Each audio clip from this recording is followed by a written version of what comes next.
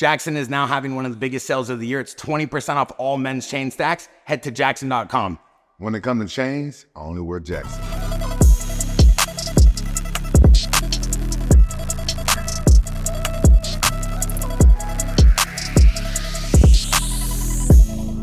What's up? This your boy Rampage Jackson. We got another dope episode on Fade on Sight. We got the legendary, the baddest man ever walking the cage. I remember watching him growing up before I even started doing this thing. Vitor Belfort. We got him in the house along with Barry. Y'all already know Barry here every day. Hey, Barry. Vitor, a legend. He's a legend. He's one of the first legends. He's one of the first fighters that I knew. I didn't really know a whole lot about MMA, but I knew you. I remember your first fight I ever seen you when you fought Vanderlei Silva. That's my first fight. Vanderlei was 1998. I fought 1996. So actually, end of 95. Wow. So it's like, I remember I fought with the same car with the Superfire was between Dan Severn and Mark Coleman. When we got banned from pay-per-view and banned in New York. We're supposed to fight in New York. I believe MMA would be the biggest sport back then, but we got banned. And we had to work ourselves out. And I'm glad that Lorenzo and his brother Frank and Redana, they bought UFC. They will be able to work themselves up. So if it wasn't from them putting the money and the vision, I think we all not be here. Yeah. And I mean, so we're gonna talk because I went through everything. I went when at Vale Tudo was no rule. Like my first fight in Hawaii was no rules. The only thing you cannot do is biting. Kobe Bryant was 17, was there. Shaquille O'Neal was there. Yeah. The whole Lakers team was there. Yeah. What, in Hawaii? At the fight? Wow. It was against John Haas, the guy who blinded a guy in UFC. So the sport, I think, is important. Let's cover the beginning. You know, what is MMA? It was the proving which martial art was the best. Remember the guy with the boxing glove? I met that guy. Yeah. So with the sumo guy that was the story of like. And my master, Carson Gracie, was the guy who literally make jiu-jitsu save the name. And so the family, it's a whole story. So we're not going to be able to cover this podcast, but I mean, their understanding is like when I was 16 years old, I convinced Carson to move to America because I saw when I was 14, 15, I saw Royce fighting and Carson has a rivalry with the Gracies and say, my fighters should be fighting there. And so I say, Carson, one day we're going to be fighting there. So when I had an opportunity, I came here on a vacation in Hawaii. I beat one of the Pancrase guys from Japan in a House and Gracie gym because they challenge, you know, people used to come to the gym. Like back in the days, I was teaching a class and someone came and challenged me. And so a lot of time happened. Like in the middle of the class? So in the middle of the class, so I was fighting Tank Abbott. And I remember I was in Gold's gym. And they have this wrestler, I forgot his name, but he was the #1 guy in America. He was like 300 pounds. He was the heavyweight. He's going to the Olympics. And he looked at me, and Carson said, can you help us sparring? And he invited, so I'm going to break his leg. And he said that. And Carson said, okay, come. I promise you this little guy was going to kick your ass. So that was kind of the fight. And that guy came to the gym. I remember challenging me to see, and then I beat him up. So because back in the day, nobody knew jiu-jitsu. So the jiu-jitsu had an advantage because when you don't know the art, you know like the chokes, the armbar, so it's different. And then they had no weight division back then. So they only start with two weight division, under 200 pounds and above 200 pounds. When I fought, the tournament was no rules, like no gloves. So, but I always had a vision. I came with gloves. I came with always, I see a vision. I always knew like we are much badass than boxers. Like boxers cannot survive fighting us. You know, thinking about like if we break a fight in the street, I bet my money on Rampage against a boxer because he knows both standing and so. You agree with that? I agree with him. He's exactly right. So, but what it is like back in the days, like nobody knew that I was a boxer because I had a vision. So I said I developed in the boxing when I was 12. So I was a very strong boxer, but with a great jiu-jitsu background. So I never had to use my jiu-jitsu in the beginning. So how they call the phenom, fast hands. And so I applied the boxing martial arts. So I got boxing and I create boxing to MMA. So it's a different angles, you walking, punching. So the story is beautiful, just going back and seeing the scene today. People don't realize what we went through it, like the vision. I have to leave Brazil, drop 8th grade, come here with vision. And it's so nice to see the sport growing.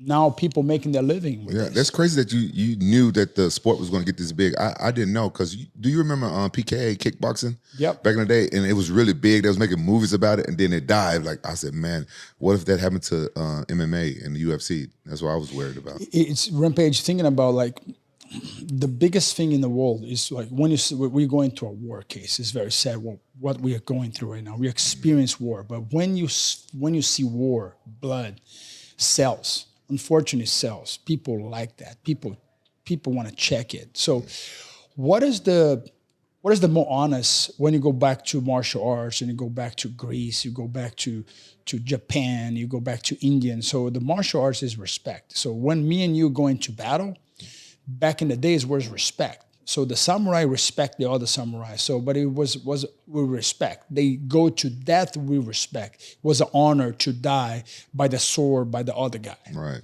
So they had the martial honor. So when we go, and so it's impossible for any sport be more driven than combat sport, because combat sport is like there has no net, there has no glove, there has no.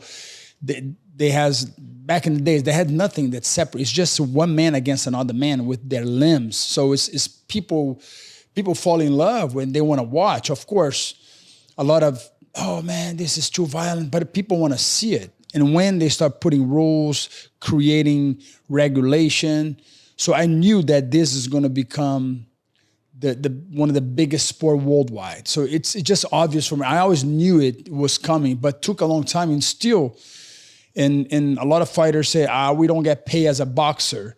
And I understand both sides. But I mean, UFC is doing a great job by creating this amazing platform where it's so many fighters. It's like if he pays a lot of money for one fighter, it would not having. So it's a lot of things to juggle. Have to. I agree. So it's but it's great to see this sport growth, and it's just understanding where, in my beliefs, is like it's a lot of growth, but a lot of fighters are living the fundamentals. You know what I mean? Like going back to fundamentals, and I think it's a lot of things laughing out there. Like when you mixing martial arts, okay, I think a lot of teams are doing a very bad job because you have a lot of individuals. It's an individual sport, but it's a team sport. So a lot of things can be done to peak performance higher. And I think the performance of the fighters, they are not optimizing what they're supposed to be. And the reason why it is no vision. It's like people that are involved, they never knew. They never was part of that growth. I know what the growth, I know what's, if you break down, say how you divide. I know how to, you give me a fighter, I know how to build. I promise you, in 10 years, I make a fighter. So building a fighters and getting a fighter to Rampage, it's easy. Now you already made, so it's just work on you. But I mean, a guy like myself, I can build a fighter. It's like a mechanic. Yeah. And I remember Carson Gracie taught me how to mechanic a fighter. So I think a lot of fundamental is lacking, and a lot of fighters are not understanding how to go back to foundation. It's like, I always go back to the Garden of Eden, because the problem happened there. Right. The solution is there. So, and it's so much to cover, but I mean, I think martial arts are so rich. It's so many fundamental, but I mean, it's so simple. You know how it is, so simple. It's like, I just got to knock the guy out or submit the guy. That's it. Let me touch on something you said about the UFC. You was around before, like the takeover from Lorenzo and Dana White. How was the UFC back in the day before Dana White and them took over? You win the tournament, you get 50,000, and you. I remember to sign, you made 2,500. No way. Yeah, so it was 2,500 just to participate, and 50,000 if you win the tournament. So if you didn't win the tournament, you didn't get no other extra money. Zero. Wow. So it's like it was literally crazy. what was really it's like, and I mean, remember, I was just a kid. I was 19 years old. And it was 18. So Carson, you know Marco Ruas, remember? Marco I was Ruas, supposed to Vale fight, Carson wanted me to fight him when I was 17.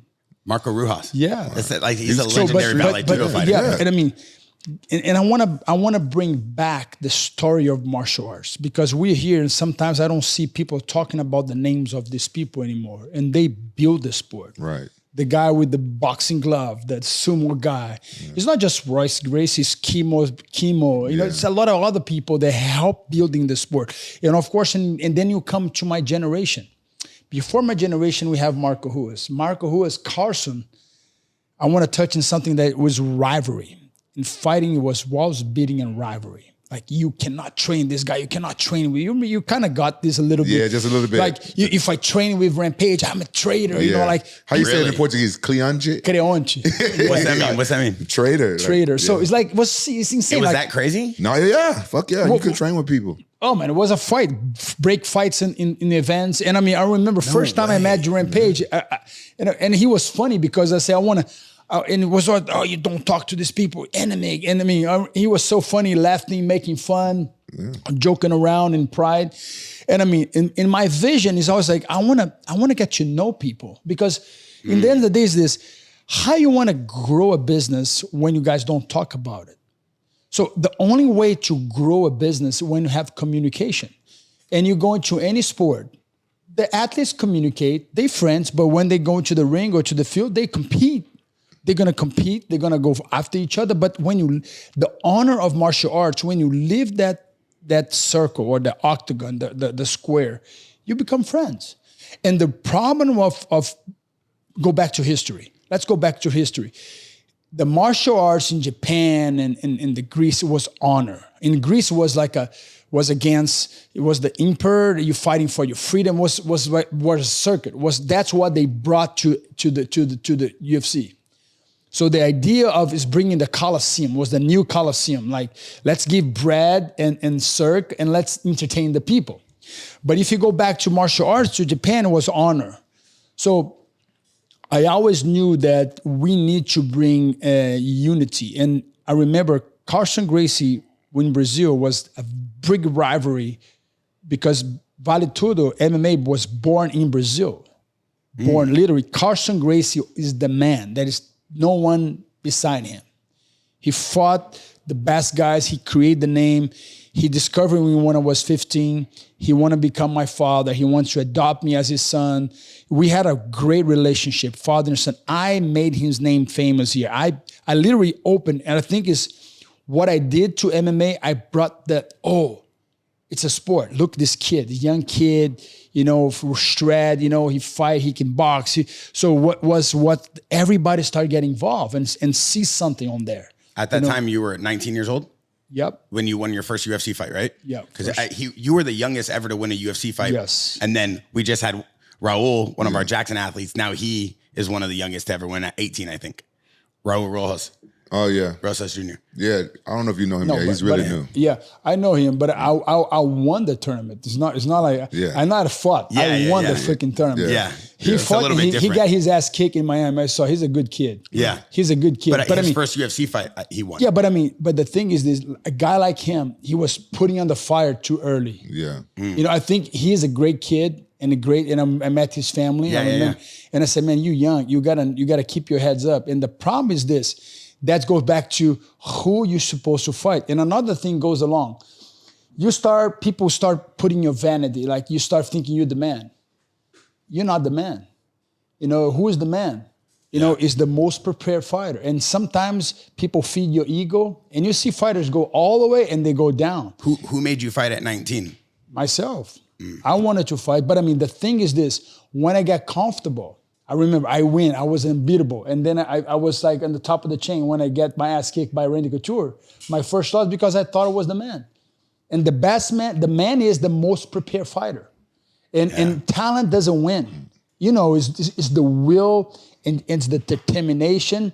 And I see a lot of fighters, and you see the champion right now, Israel.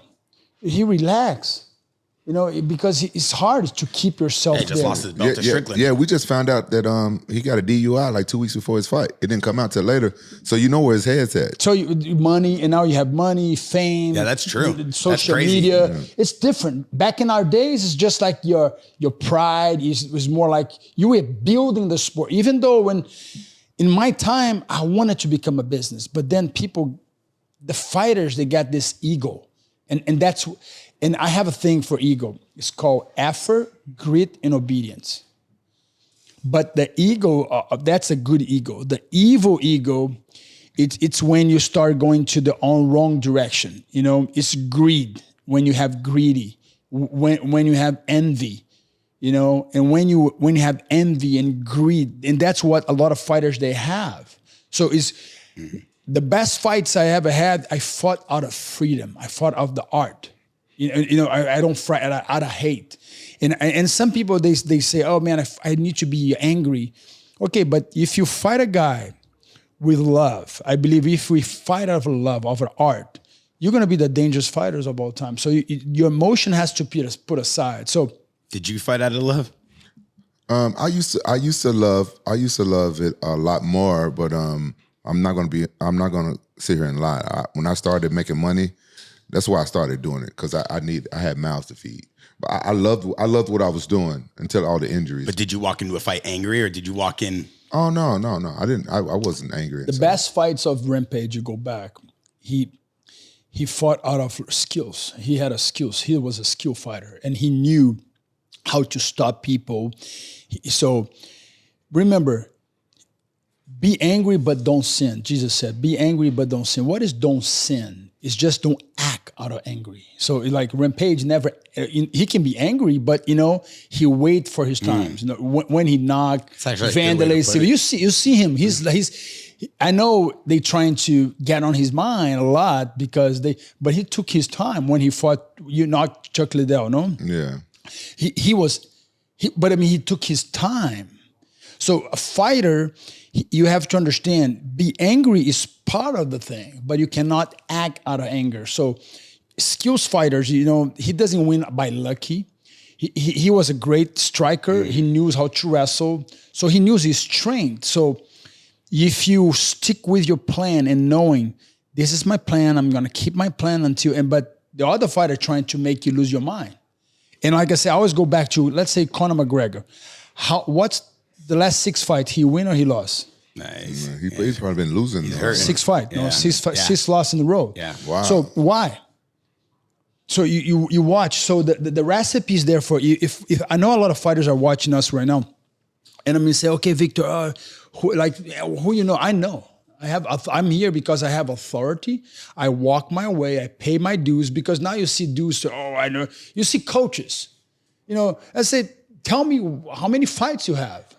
and I love, so who's one of the best coaches? Let's go back to football. Who's one of the best coaches, you know, in football, college football right now? I mean, in college football, Deion Sanders.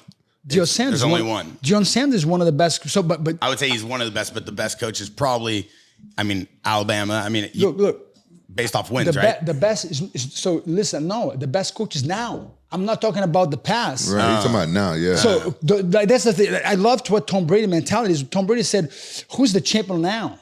No one is a champion now. Who's going to be the champion now?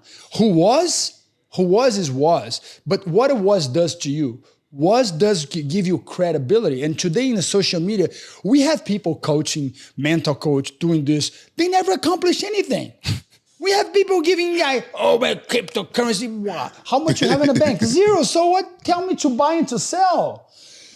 So that's the problem. When you don't walk the way. Wow, so for example, how I coach my kids, I'm competing still today. I'm 46. I compete, I train, I don't eat sugar, I don't drink. So my kids, they'll have to obey. His son, Devi, one of the nastiest quarterbacks in the country. Oh, for real? My daughter is the best libero in the country. And my other daughter, she is 14, she runs at 12, 100 meters. So they're all top athletes. But I mean, it's a request. So people say, oh, my son has to do math. My kids, they born in fighting camps. My kids are born. So, and he remember when you saw the little one, my kids are everywhere with me. That was my team. My family was my team. So the thing is, let's go back to the thing with the fighting. The problem with the fighting world right now, fighters are relaxing. They are chill. They're living what they accomplished in the past. What the past does, give you an authority, credibility, but you own, like I said, yesterday is a canceled check, tomorrow is a promissory note, today is cash on hand. The most valuable thing you have is today. Today, that's the only thing you have. All of us here, yesterday is gone. Am I right? I love that. I need to put that on a t-shirt. That's a great quote. Yeah. So, and it's unfortunately, we live in a society today that, you know, people post so much about something and they become an expert. I always say, where the guys comes from. It's like, when I look Rampage, I know I see he has a credibility, he has records. So I like to say, tell me what, that guy, you know, he was a YouTuber. Oh, he was a YouTuber? What? Oh, he used to prank, and then from prank, he become this. So you have these YouTubers now. They're doing a great job, but they come from pranks. Yeah. The Paul brothers, they came from prank. Am I right?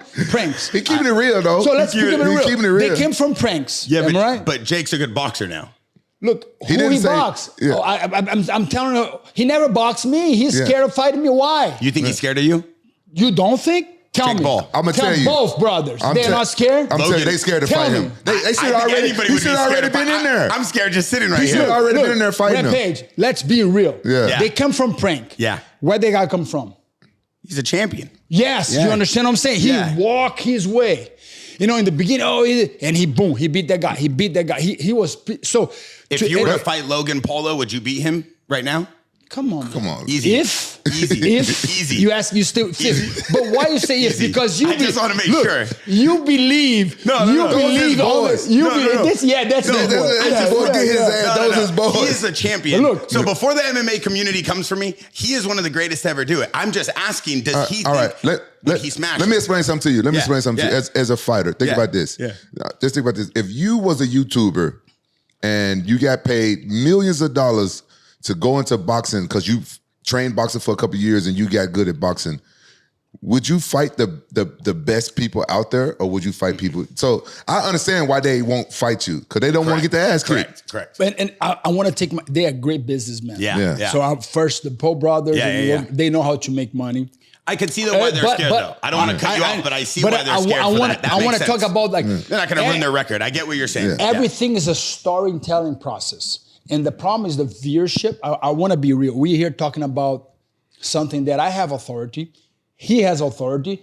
And you are letting I just watch. Yeah. And then you say...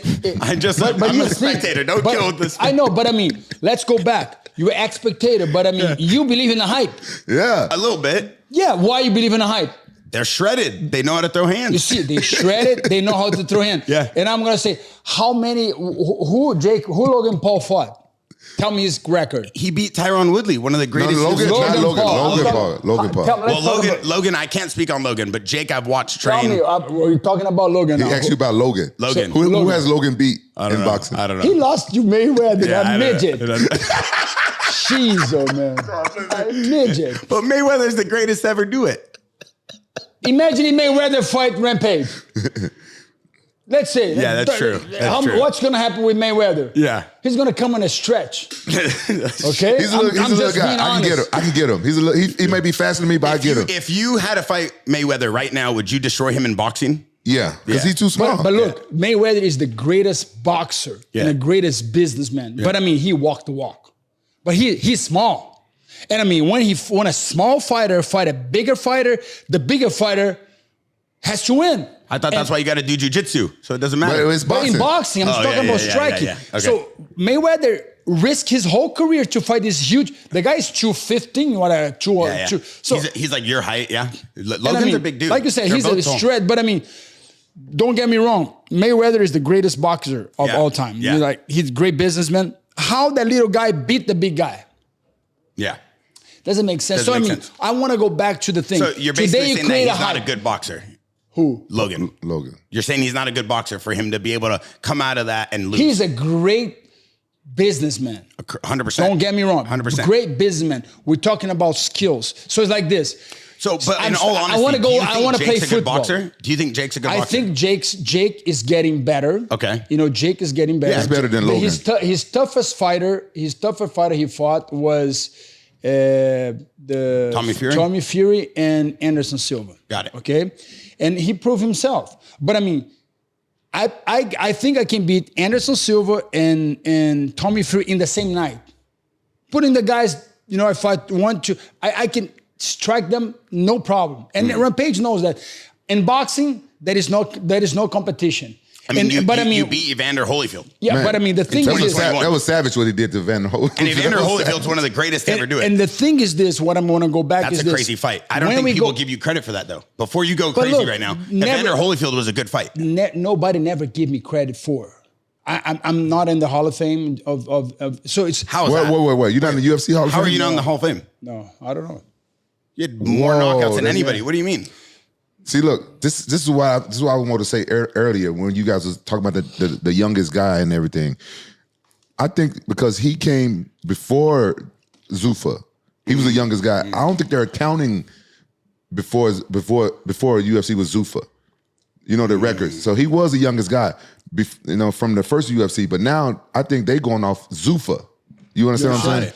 But UFC is UFC. So, what I like to talk about fighting. Wait, is there a reason though why you're not in the Hall of Fame? I don't know, but think what it is like when you are a Hall of Famer, you are a Hall of Famer. Yeah, you are a Hall of Famer. Some people today, that we live in a society that you need a title. And I remember, Rampage, we're gonna laugh. I remember when I used to go to a doctor.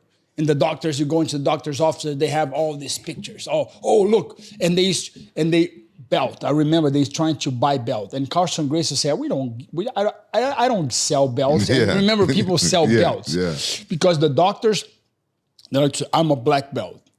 They were trying to buy black belts. Oh, yeah. The doctors in Brazil or in the US? Here, in US. Wow. People like to have diploma. Yeah. US is I'm a blue belt. In the US, people like diploma. People like titles. Got it. You know, like it's good. You put in your title. Look what I am. When you are, you don't need titles. You are. It's not like that in Brazil. They're not. It's not the same way. No, because people in like we have to work so hard. That's a third world country. So thinking about here, you pretend, like here that we call the pretenders. How many people to say, oh, I'm a fighter. Look, I have this belt. Look, I train. I have a picture with this guy. They have pictures everywhere. He's right. He's right. He's on right. that. So, that's everybody now. So so in social media, look, I have a picture. I'm a trainer. So it's all about like, look what I have. When you are, you don't need to tell you are. Like when you're rich, you don't need to have a Rolex. You're just rich. You see these rich people. Some people that are rich, You never know. You never know. Yeah. So, Like but when you need to show you're rich, you have to show. So that's just the culture. No, it makes sense. But in fighting, you earn. When I look to Rampage, I respect Rampage, and I respect Same all here. my opponents. All my opponents, I respect, man. You know, Vanderlei Silva, Anderson Silva. This guy, I respect. I don't care. I respect. Maybe I don't like the way how they stand, but I respect. That's called the respect. Like you have love for them outside the ring? Man, I have respect because we build a sport. So Is there a difference between love and respect? Or just to make sure? no, love is part of respect. Got it. Okay, but I mean, it's you gotta understand. Love has many shapes of loving someone. Okay, but being friend and being colleagues. So these guys are my colleagues. I have respect. You're respectful to them, because without them would not be a sport. You agree with that? You Yeah, respect your guys? Yeah, I respect his opponent. Yeah, I respect my opponents. I respect everybody, but I give the most respect to people like Vitor and the other fighters that came before me. He's only 1 year older than me, but he came before me, and he is one of the pioneers. And people from my generation, we all look up to the pioneers. So it's much respect. You understand what is? So this is for a respect. second, You don't for a need to second. love me, but I mean, you gotta respect. So and that's the thing. When you love and respect, because they're together. Got it. Because without that, there is no sport. Without the baby Ruth, there is no sport. yeah. And thinking about that. For the pioneers is what you're saying. Like the guys who started this. The Like guys who a started. lot of the younger fighters come on here, they give you so much respect. Right. They appreciate everything you do. It's the same thing. I love that. And I know you're a big proponent of that, showing respect. But I have a question. You talked about the age real quick. for all the MMA fans, this is a big question. You guys were both in Pride around the same time. You're both in UFC around the same time. How come you guys never ended up fighting? I don't know. When he went to the UFC, he was a lighter weight. Yeah. When I went to the UFC, he was heavier. Yeah. And so it's so. But that would have been a massive fight. Oh yeah, 100%. Yeah. Yeah. It would've At been a that big time, you guys were both the biggest names. Yeah. And the thing is this, and that's what it comes like, some fights never happen. That's the dream fights. And I remember one guy that I supposed to fight and never fought was Fedor. And I would have loved to see that one. Yeah, That would have been and crazy. Yeah, we were gonna fight in Affliction, but I mean, they got bought out, and then they canceled the fight. People don't remember Affliction. Yeah, it didn't last long. Yeah. The Affliction didn't last long. But You had a good fight in that. yeah, Who did he fight in Affliction? I fought two guys. I feel Matt Linden, and I fought a great boxer, striker. I knocked him. I forgot his name now. It was a great knockout. Yeah. But when you were in Affliction, like when you were going through all those, was there a big difference between Pride and UFC and Affliction in terms of the competition? Think in this. Pride and Affliction is kind of the same. Got it. Similar ring. So think in ring and octagon, and the rules. And I go back to one thing nobody talking about is the rules. We need to revisit the rules. And now we are here. We are older. So how can I help the sport? I want to help educating this new generation, helping them understand they're not maximizing. Right now there are too many coaches who call the meat holders and this coach, and I mean, when I look, I laugh because I say, man, come on, man. I build that sport, and now you tell me that you know more than me, and I mean, and it's funny because Does that upset you when people do that to you? No, of course, but it's like this. When I talk to my son, I know. I say, you know nothing. I'm with him on that one. You know nothing. Every podcast. That's not how it is. Tell him what you say. Oh yeah, same thing. My son, he won't listen to me, man. Every podcast. Yeah, he think you know everything. Yeah, but this is the problem, and I like. But guys, you guys are two UFC champions. You guys are alpha male, big dudes that are scary, that have knocked people out. Sometimes they don't want to listen. I figured it out. I've been studying, and I found out this is what it is. It's nature. So God made it so when your kid is from 13 to 24, they don't really like you. They're annoyed by you, and they won't listen to you. So they'll leave the village. So it's all to stop inbreeding. They won't listen to their parents, so they go to another village, so they won't have sex with their cousins, sisters, and stuff. Seriously, it's all nature. Yes, it's all nature. It's go back to the garden. Yeah. So just go back to the garden. Pause. Go back to the garden. How did inbreeding come into this? I'm trying to explain something to you. So us as humans, we got away from nature. You understand? God created all of us, and the way He created us, everything around us is natural. Everything is around us to sustain us, right? And all the medicines and stuff, everything was like natural and everything, right? So we got away from all that. So what we don't know is we have human nature and instincts and stuff, right? So so God made it for us from age 13 to 24, we don't like to listen to our parents. And we rebel and we don't like them. So we will leave the village. We will go somewhere else and live, and we will listen to other people's parents. We call the serpent. You listen to the serpent. So it's the same principles. So the principle is this. In life, actually makes sense. Look, you're going to understand simple here. Life has two types of color. Okay. Imagine you're in a traffic light. Red is stop. Green is go. What is yellow? Speed up. See, well, in Rampage, driving. Speed up. It depends on how far away you are, though. Yeah. Rampage likes to go fast. So it's like I call uncertainty. Yeah. What's the worst thing for someone today? Is uncertainty. Yeah. People are depressed in uncertainty, they're anxious in uncertainty. Because if I say yes, that's because the world's pressuring everybody. If I say no, is no. I call the maybe. Yeah. So how my philosophy, how is my mindset? How I train my kids? What I learn? If I can go back, I'll be the most vicious danger fighter of all time, because I know through my mistakes, through my failures, and I studied the game. I went back to philosophy. I want to understand what's the problem of humanity. It's just simple. Obedience. Obedience is the number one thing you have to do. If you obey the process, you'll be successful. But we always want a shortcut. Am I right? Right. But if you're obedient, you'll be good. So yeah, obedience. Obedience is, Tom Brady was obedient. He was successful because he was obedient. He waited. Yeah. Brody now, 49ers. Yeah. He's obedient. Brock Purdy.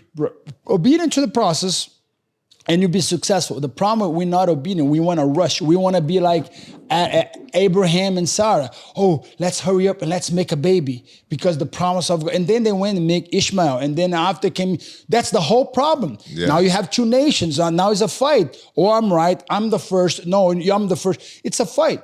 So the maybe comes before maybe comes. About? Yeah, you know what I'm saying. So people know, and I want to translates into what we're dealing with right now. Which is a shame. Right. You know? So it's like this land is mine, this land is mine, this is mine. So it's like, so I don't want to go into whatever religion. Right. I'm just trying to show before the yellow light comes, is it green or is red? So who invented the yellow light? Who did invent Psychologists, mechanics. Because accidents happen on the yellow lights. Because someone says speed up and the other guy says speed up. Boom, they bump each other. So I always tell my son, if that girl is red, is no. If that girl is green, is go. So my son is virgin. He wants to marry virgin. And I respect that. And I say, man, that's the best. It's going to protect you. It's going to protect you because what is going to protect you? A man wants to start having a relationship with too many women and now you get to say, oh, now I'm going to choose. You have so many options. How are you going to choose? I'm going through that right now. So what happened? I'm just saying, he's right. So I'm telling you right now, the problem with pornography. Like all the options of all the girls are stressing you out? No, it's just like I'm at the point where I'm talking to so many girls. I got to make a decision. I'm not kidding. So look, he's right. The problem of the world today is two things. The first thing is happened to a man. It's like the man is addicted to sex. But when you go too early, you jeopardize a purity. So thinking of virginity. Virginity is not just because you're a virgin. You're protecting your brain. You're protecting your thing. So I believe we disobey. And when you disobey, you risk something. So how many kids are born, how many athletes, I'm talking about athletes right now, how many athletes comes from dysfunction family? Tell me. A ton. I would say a high percentage. A ton. I would say a good like 65, 70%. They're trying to make it out. So and that's the problem. If you go back, Ray Lewis. So you go back. So the problem of the world today is parenting. I'm telling you, the problem of the world is parenting. But before parent comes obedience. So have you always been like this? No, I changed. So I learned so much. Because I've known him for years and he's always been such a very, very like, you're like a samurai. You live and die by this code. You talk the same way. You act the same way. Have you always been like this? If you don't protect that, no, I have to reinvent myself so many times in my career. And when I met God, when I had a relationship with God, that's changed me. You didn't always believe in God? I always believed, but I was my first time. I want to be real. I was in the tournament, before the tournament, and I was like, oh my God, look at the size of these guys. And I remember when Scott Fehoza shake my hand, I looked at my hand. My hand was so small. His hand was big, and he's looking at me saying, "What are you doing here, kid?" And he squeezed my hand, and I said, oh. And he thought I was like, I was scared. I was so scared, but he was scared too. But he was just pretending to be tough because we all scared. We all scare people. Do you think everybody when you're not scared, you die? That's the reality of this. If you don't scare, you die. You were scared walking in a fight? Everybody's scared when they fight. You too? But yeah. you have to. He's right though. Lately I hadn't been. That's why I've been not doing well. Look, when you're not scared, you die. Look at me. Yeah. When I say scared, it's like fear, nervous. Fear is not the problem. Fear is the solution. The worst, but when comes doubt. So I'm gonna tell you it's a secret for you if you're an athlete or any type of sport. If you're going to do you study for your SAT, you're gonna be fearful if you don't get, you fear, like you are like called adrenaline. That's called fear. Fight or flight. Everybody knows the amygdala. Yeah. Amygdala called fear and bravery, okay? So this is the two things, fear and bravery. Without fear, there is no bravery. Without bravery, there is no fear. Green light, yellow light. Yellow light, no. Green light and red light. So parasympathetic, sympathetic. That's just the nature of us. Got it. So thinking about this, I want to be real with the people that are watching. We're just not fighters. So thinking about what's the worst thing that fear can bring you? Doubt. Doubt is not fear. Doubt is the enemy of fear. Doubt comes with fear. And when you doubt yourself, that's when you lose. You doubt you can. I can go back in many of my fighters. When I doubt, or when I become too confident. Yeah. And I got my kick out. So there has a line, thin line. So you found God going into this fight? I found God in the beginning of my life. So I wrote a letter. I wrote in a napkin. God, if you give me this victory, I was so scared. If you give me that, I will never leave you. I made that promise to God, and I signed it in a big napkin. I was doing the weigh-in. Where was this? I was 19 years old, my UFC, first UFC. yeah. And that was a UFC tournament, right? Yes. Yeah, that wasn't just... And I just made that napkin, and everybody was sitting down, and all these big guys and all adults. I was just 19, and I was just a kid. Guess what? From that day on, start my journey with God. And what is a journey with God? Religion is the counterfeit of relationship. So what is a religion is? How many people say, I'm friend of Rampage, but they're not friend. What is a real friend of Rampage? They know when he's down. They call him when he's down. Not when when you win, everybody wants to be your friend. Everybody want to ride your bike. But when you have, so it's hard. And when you understand relationships has all kinds of relationship. And when you die, I always try to go, I like to reverse engineer, just like all this great entrepreneur. Start from the end. If you can go back, what you do different? If you can go back, let's say you die today and you arrive then in heaven and you go back, man, you're gonna do everything different. So that's called experience. That goes back to social. You gotta be careful because today everybody's an expert. Like when I go to social media, I see these experts, fighters, experts. Now everybody talk about fight. Everybody knows. Does that irritate you? Yeah. It's weird. Right. Yeah. Everybody expert on everything. Yeah, because you said that before. Yeah, because they make content. They're just making money and people eat it up. So example. But I think we have to remember, like what people forget is this app transformed our world because people want this instant gratification, right? Yeah. But look at the app, Instagram, instant gratification. It was built on that. But no one ever talks about this. Yeah. Like the whole app was built on giving people, I want it now. I'm going to post a car, I'm rich. I'm going to post this, I'm rich. I'm going to drop ship. It didn't start off that way though. Instagram when it first started was the album. Yeah. A bunch of pictures. I used to take pictures of nice buildings and stuff and filter and dress them up. Yeah, that's my old, you can see it all the way down. Yeah. You're a photographer? Yeah. No, Instagram turned me into a photographer for a little while. I was like, oh, this is a cool app. I used to like it, but then now you're right. Now it changed our world, bro. It changed everything. But let's change business. It changed the landscape of how we look at everything. Good and bad. But let's go back to the foundation. If we take everything out now, let's say we take everything, wipe everything. Yeah. Goes back to what? What's your identity? Who you are as a person. So when I meet someone, I teach my kids, when you meet someone, like example, David was talking to Coach Mahomes' coach. Gray hair. The Bible called elderly. The problem right now, you have these coaches. And Patrick Mahomes, the quarterback? Yeah. His quarterback coach? So we talked to David. He's elderly. So he has vision. He understands. I respect people with history. You know, he coached all the top guys. And he has story. And that's what athletes driving. Carson Gracie, elderly. So now, you know, like the problem with the society today is like, people are becoming expert. An expert, like example, you have these life coaches like Tony Robinson type of coaches. And I go back, tell me what Tony Robinson accomplished in his life. What he accomplished in his life? Yeah.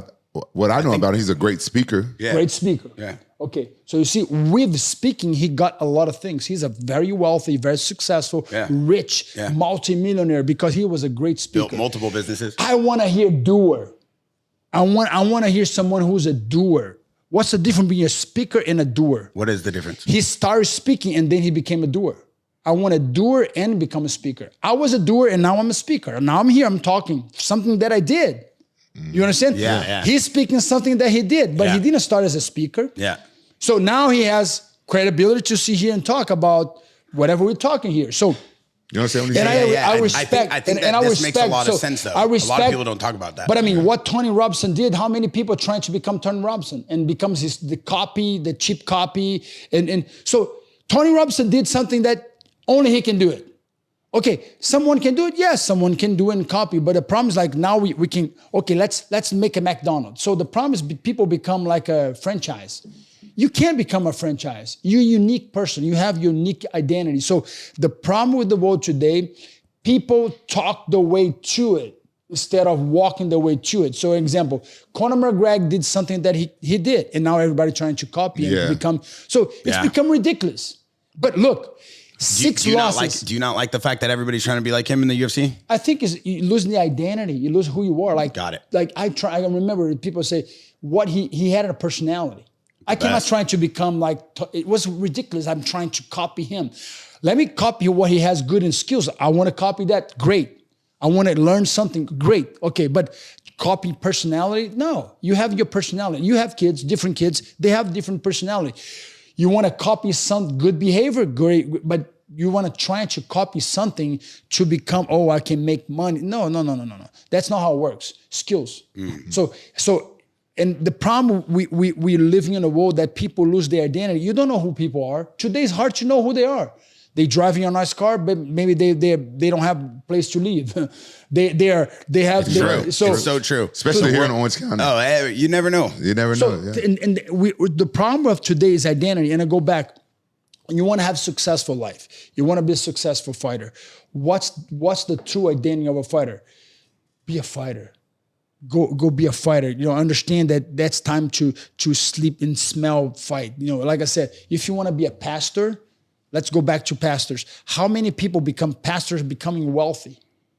They don't smell sheep. You become a pastor, you have to smell sheep. You have to put dirty clothes. People want to just have a title and be successful and have money and be successful. Today, people are living to be rich. Yeah. We never fought to be rich. We just meant, man, I can make my living. It's fun. It's driving you. Imagine when you start playing quarterback just because how many people get the paycheck and they start losing their ability, ability, or so. That's what happened to Conor McGregor, right?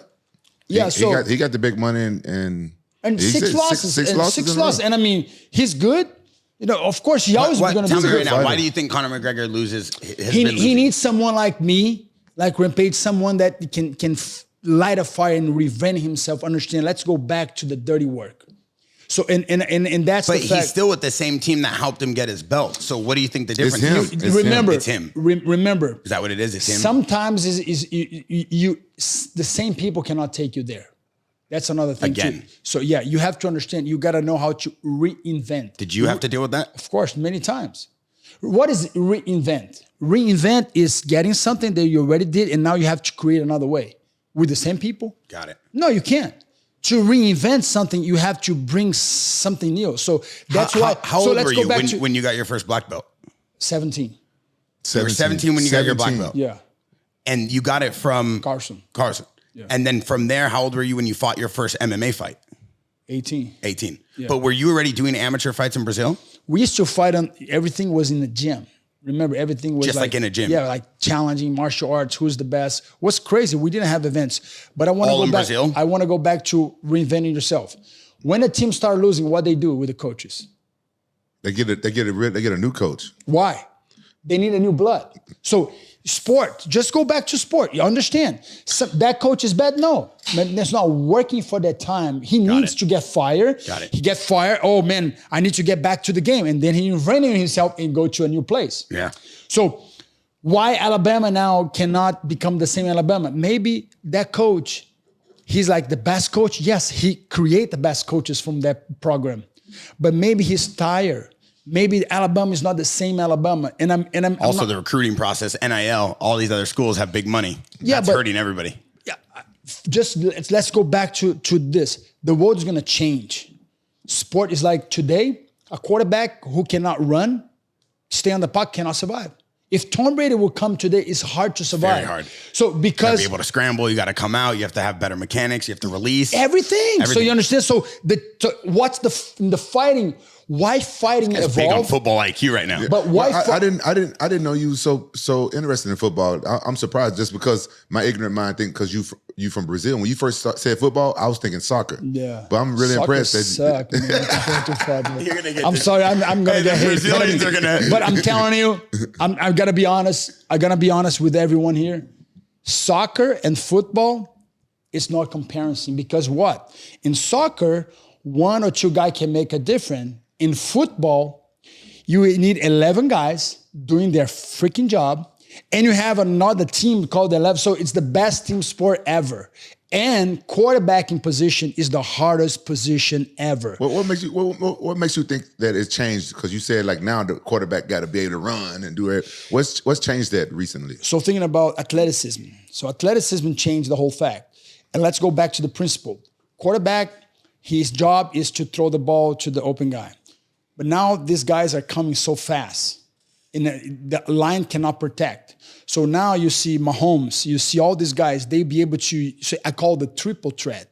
They used to say the double threat quarterback or the pocket guy. Now we call it the triple threat. It's Bryce Young, Brody. So because, quarterback has to be 6'2", is small. It's a myth that people put myth. And and then comes a guy small and they prove wrong. But what makes you great quarterback? You need to have an IQ. You have to be able to read the defense and before the ball comes.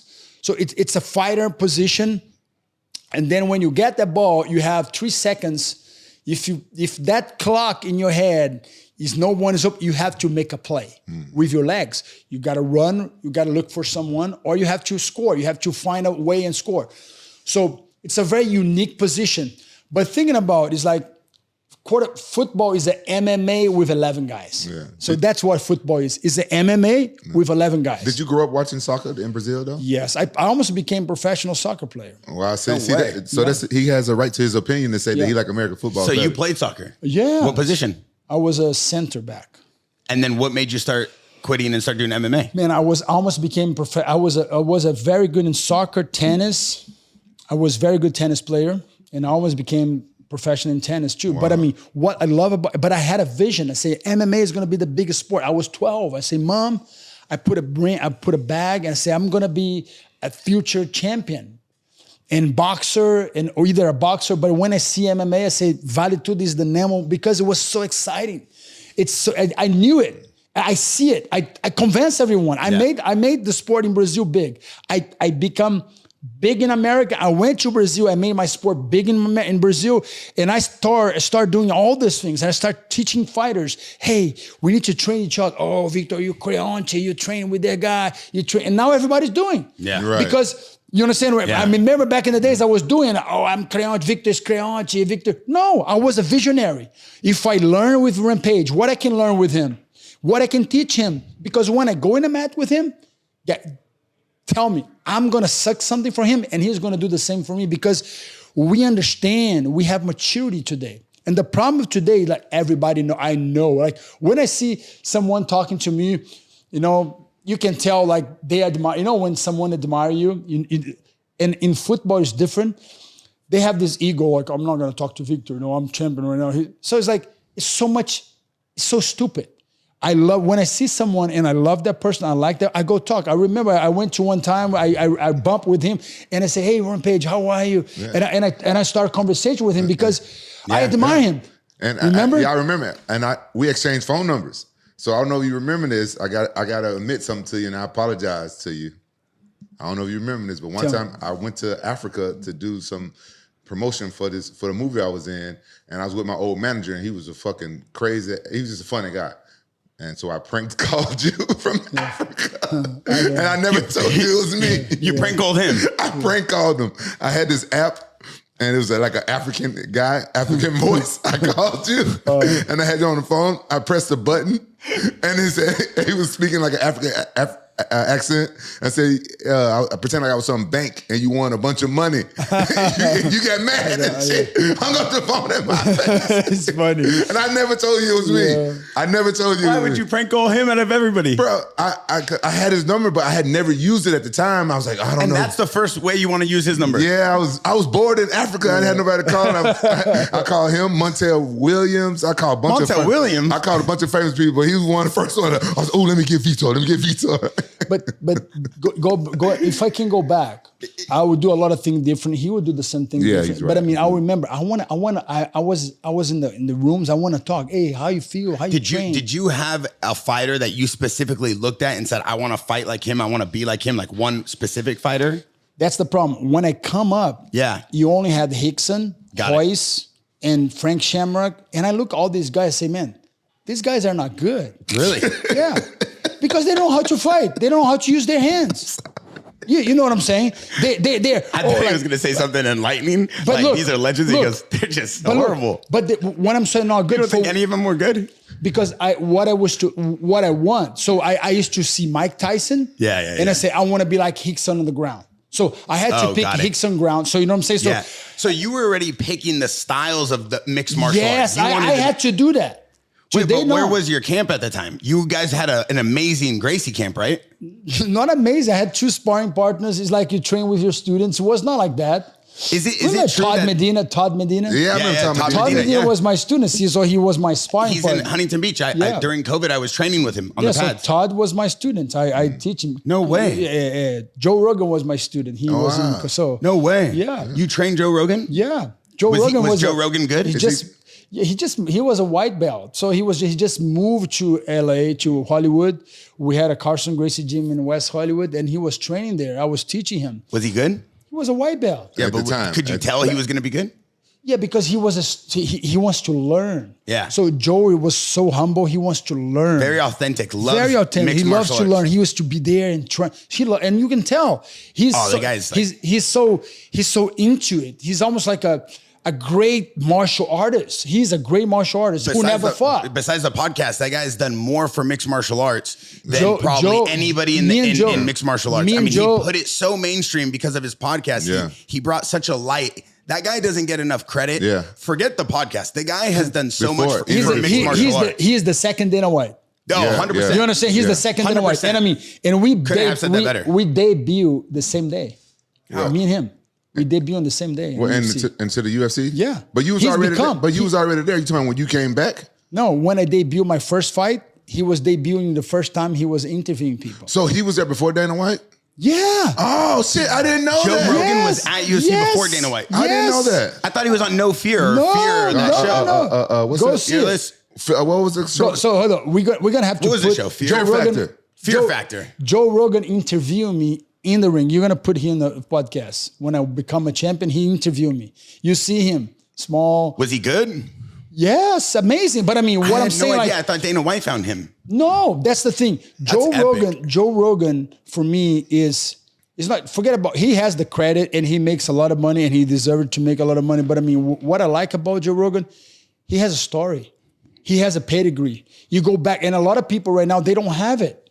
They just become a great speaker, like to say, what he did, he was a great speaker. Yeah. So you can, for me, you prefer a speaker or a doer? You want someone here to become a great speaker at Jackson or someone who can do things in Jackson? Yeah, no, it makes sense. Who you choose? Yeah, always a doer. So that's the thing. If you can put them together, great. But I mean, we live in a society today that you don't need to do anymore. You just need to speak in marketing. You look good. Yeah. I look good. Yeah. But guess what? I want to go to war with someone who can fight, not who can look good. Like imagine someone like a great guy who looks mean. You want some skill guys who go into war. Was Joe Rogan ever a sparring partner of yours? We used to train. He's too small though. Yeah, but I mean, he was He's white jacked belt. now. Have you seen him? Yeah, he's got size. Yeah, but I mean, he was a student and he wants Trains to with learn. Gordon Ryan. He was to learn, and he became a great martial artist. But besides that, he's a pioneer. He's a pioneer along with me. Absolutely. We debut on the same day. So I admire the story of martial arts. And like when you talk about names, I can even picture, man, that guy made so much. He adds so much for the sport. Like Rampage, he adds so much for the sport. Huge pioneer. You know, like huge. But you brought the excitement. I know we talk about it all the time, but look at the excitement of what a fighter could be. You brought WWF, but in a realistic way. You would still go in that ring and smash people. Yeah, that was my thing. What about Eddie Bravo? Did you train with him too?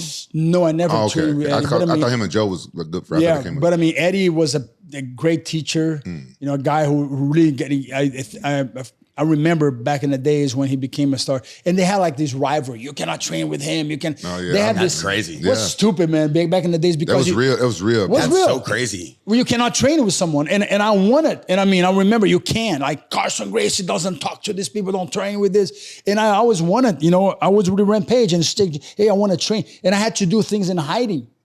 And I never believed I had Rickson Gracie who never fought in UFC because his brother didn't let him fight. Oh. It was so much politics. Are you kidding me? Yes. That's the only reason why Rickson never fought? Never fought because they put Royce.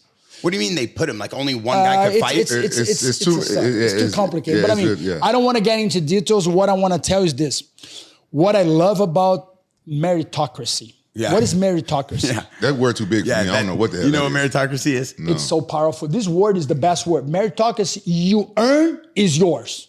So example, I'm going to tell a story. You guys are going to get what you get. Do what you do. So one time I was in my house and we need to sleep. And say, David, kids, and David said, it's not fair. You and mommy, you guys can sleep late and I'm not. He's very negotiative. David is a great negotiator. I said, okay. And I said, you know what, Joanna, print all the bills from the house. And she print the bills and I come with the bills and I give it to him and say, man, you know what? When you pay one of those, you sleep anytime you want. Now, shut up, go sleep. And he went. and then next week, and they used to go to their room and we give them night, and then they go to the door and say, and then my daughter say, hey, it's not fair, mommy. Why you and dad can sleep late and we're not? And then David screamed from his room, go sleep. You don't have the money to pay the bills yet. So meritocracy. Yeah, and I remember one time. You teach good values. There's nothing wrong with that. And David asked me, Dad, everything you have is mine? And I said, I have good news and bad news. I said, David, everything I have is mine. Yeah, it's yours because I want to give it to you. But if I choose not to give it to you, I can choose. But I will. But I have something too. Everything you have is mine. Your bed is mine. And then he came to me and said, Dad, what about my medals? I said, no, you earn. So I teach my kids, whatever you earn is yours. Whatever I give you, I can take you away from anything. So anytime. So that's life. Good values. That's life, though. So if you earn is yours. So but in today's society, everybody gets a sportsmanship award. Everybody gets theirs. Everybody's entitled to an opinion. So that's strong to teach your kids. I hate to bring this up because I know it's music, and I don't want to get away from MMA. I know the community wants to hear about MMA from you, but Drake put out an amazing article, right? And he's talking about some guys who talk about rap, and he's talking about different people and different people's opinions.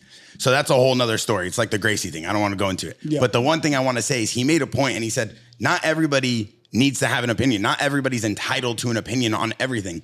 And I think that's so powerful. Like Drake obviously is the biggest rapper and artist of our generation.